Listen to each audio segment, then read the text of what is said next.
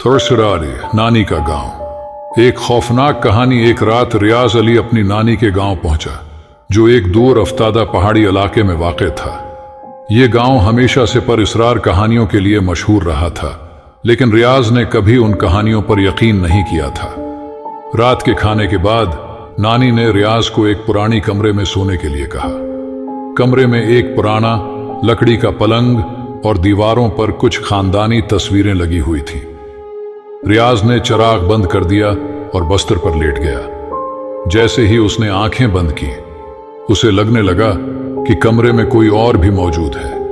अचानक एक सर्द हवा का झोंका कमरे में आया और खिड़की खुद ब खुद खुल गई। रियाज ने आंखें खोलें तो देखा कि एक पुराना आईना दीवार पर झूल रहा था।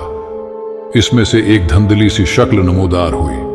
वो शक्ल धीरे धीरे वाज़ेह होती गई और फिर रियाज ने देखा कि ये उसकी नानी थी, लेकिन उसका चेहरा बिल्कुल बदल चुका था। उसकी आंखें सर्ख हो चुकी थीं और उसका चेहरा मस्क हो चुका था।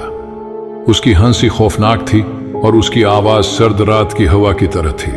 रियाज, तुम्हें यहां नहीं होना चाहिए था, उसने कहा।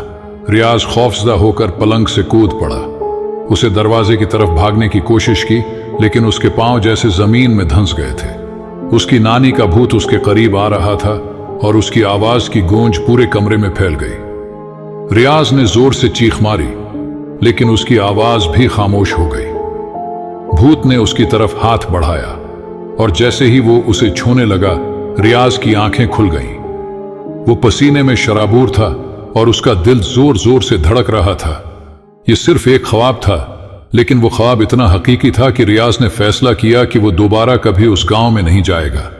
उस खौफनाक रात के बाद रियाज अली ने हमेशा के लिए नानी के गांव से दूर रहने का अहद कर लिया।